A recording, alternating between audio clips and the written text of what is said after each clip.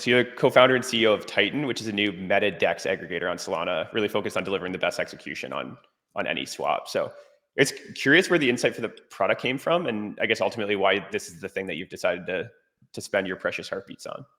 Yeah, so I think if we take a look at the EVM sector, right? I think Llama Swap is a classic example of just combining a bunch of aggregators together and just providing users the best price. Now, that was something that was lacking when we first started taking a look in the Solana space because Jupiter is so dominant. They're honestly a great team, great algorithm on that side. But as more teams come online, more algorithms come into play and find different routes, different prices.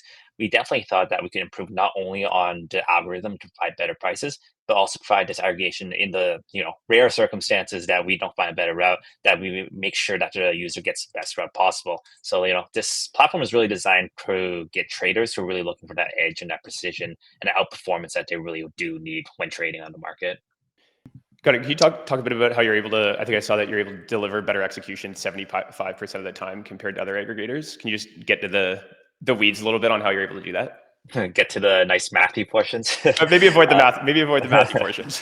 Yeah, so if I were to describe it, like every other aggregator out there uses like classical pathfinding algorithms. To summarize it, it's basically sending like 100 people down a maze, and every time they run into a roadblock or a dead end, they just come back and then you try and just figure out how you get to the end path, and which is the goal in terms of the ultimate route. Then you have to apply time limit, and that results in a lot of inefficient paths being found, as well as you being required to chunk because let's say you only have 100 people, you can't go lower than that. You can't like divide a person in half. So that's really the differentiation. Our algorithm just uses pure optimization. So, we can basically detect where that where that exit to that maze is, and just direct people completely and split them up perfectly into get to machine level precision instead of chunking in 1% chunks. And with this, we could also put in and search through a lot more pools. So that's just the short version of like how we can actually find better routes. Got it. What do you think it's going to take to go compete with Jupiter beyond just better execution? Yeah, I think, Jupiter has done a great job on the marketing side. I think it's just getting the noise out there, getting really targeting the traders who really care about, even 5, 10 basis points on a trade, because 10 basis points that you save on a trade compounded 100 times, that's 10.5% of your portfolio right there. Even if let's say you don't really see the savings on the $100 trade, after 100 times, that's $10 on your portfolio PNL right there. So those are the type of users that we're really targeting, and then really targeting, any API traders, any platforms that really do care about price, because like we've always said, I guess everybody always says that like a lot of users are kind of price insensitive, but the platforms servicing them are, because the better price you can provide, the more fees that they would Mhm. take with a better price there. So that's so what we're really targeting with Titan. Got it. I think you guys did some pretty cool things in your UI, where if you go see your transaction history, you see how much money you saved using your Yep. product, and I'm seeing a ton of screenshots shared just on that. So I think it's pretty powerful way to hammer home the value prop. Yeah, I So think that's one of the best things that we've seen. Is people taking screenshots, like even from the early days, people taking screenshots of like $50 stablecoin ARB that they're getting. So you described this vision as a gateway to internet capital markets, and I'm curious if you're seeing opportunities there beyond just aggregation, or is it just about this like the delta in swaps and fee optimization that enable it? yeah, because I think commission fees are just, the initial layer of how capital markets evolved, right? Because if I'm trading a US stock these days from a broker like Interact, like, Robinhood, for example, I'm not paying commission fees. So I think we all know that these fees that you see on front ends will probably drop to zero. We're trying to develop that whole financial infrastructure now to really support large scale, like high volume, large market cap assets that'll be trading on chain. Just need a bit more sophisticated infrastructure while making sure that the end user avoids all these middleman fees that come on. So whatever it takes to get a better price while being able to get some margin on our side without charging commission fees. So that's really like what our goal is here. I guess what's your take on the state of internet capital markets generally right Yeah. now? I think like we're in a very nice transition period. So the main reason like I think everybody's hyped on Solana is that market making has moved from passive market making. So you could think of things like Uniswap pools where it's a mathematical curve like XY equals K, to active market makers making a pricing curve that's updated every single block. So that's very interesting because this is like totally reflective of how we saw, normal equity markets evolve, where a market maker is just quoting a bid and ask.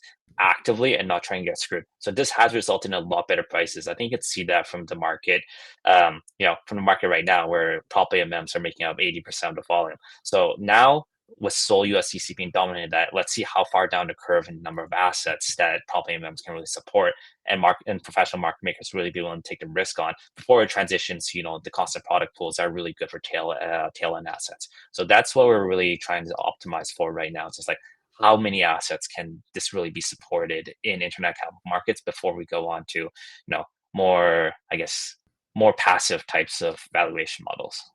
I love it. That's not a downtrend. Those are better prices. So I guess I'm curious to dig into your BD strategy for winning over platforms and projects that maybe currently route through Jupyter APIs. Yeah, I think it's pretty simple. So the first thing is that like we offer a meta-aggregator API on that side. So you get all the routers all in one package. We do the comparisons, we do the simulations for you. Because I think that's one thing that's been missing in the Solana ecosystem. People don't really know how to compare quotes as compared to EVM. EVM, you have 12 seconds to run simulations. That's fine. In Solana, you have less than 100 milliseconds to actually run it after you get all the quotes in. So that's one thing we just abstract away and provide the best price for. I think the other thing is, for these projects, they're just looking for the best price because best price means more revenue on their side, and it's a very compelling pitch that we take all the headaches and integrating multiple routers away while providing the best price and with no bias on our side. Got it. Do you see a future world? I guess vertical integration is always a hot topic of discussion. Where if you guys become take a meaningful amount of market share, eventually you become a DEX yourself or a place to pool and trade yourself. So it's not out of the question, right? Because I think how I look at it is that the front end operates more like brokerage, and then the actual running algorithm operates more like an exchange, right? Something like NYSE or NASDAQ. So the monetization models would appear very, very similar. Now, do I think it does have to be fully transparent, because we don't want to have any issues where people think we're favoring our own exchange or our own liquidity sources, right? So I think that's the biggest thing. That's what people are concerned about. It's like, if a router has so much dominance and they open a liquidity source, why it starts looking suspicious. 60% of volume gets being routed through that liquidity source right there. It's kind of counter to the business. Exactly. And I think you've been seeing some of that with some front ends where they're just routing through pools that could be completely arbed through very easily through a back run. And that's your optimization. That's your monetization model right there. We just want to avoid that, because we know if you're routing everything through a Radium pool, for example, in high volume, like $1 million, that the user is not getting a good price. Right. Totally. So you just closed a $7 million seed round, which is huge. Congrats. I think Galaxy led it. Do you have any advice for founders gearing up for a fundraising process, or kind of in the middle of it and maybe struggling to get it done?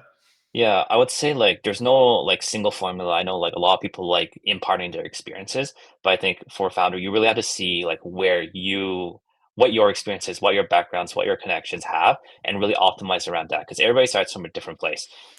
Coming from the hedge fund industry, it's talking about finance, talking about business strategy, how the money flows is easier. But if you're coming from a software development background, to really just play to your strengths, connect with the tech founders, tech angels more than the VC funds. I think that's really how you want to go around things. Just look at what you're good at and just lean into it heavily, because you just all have to play to your strengths here.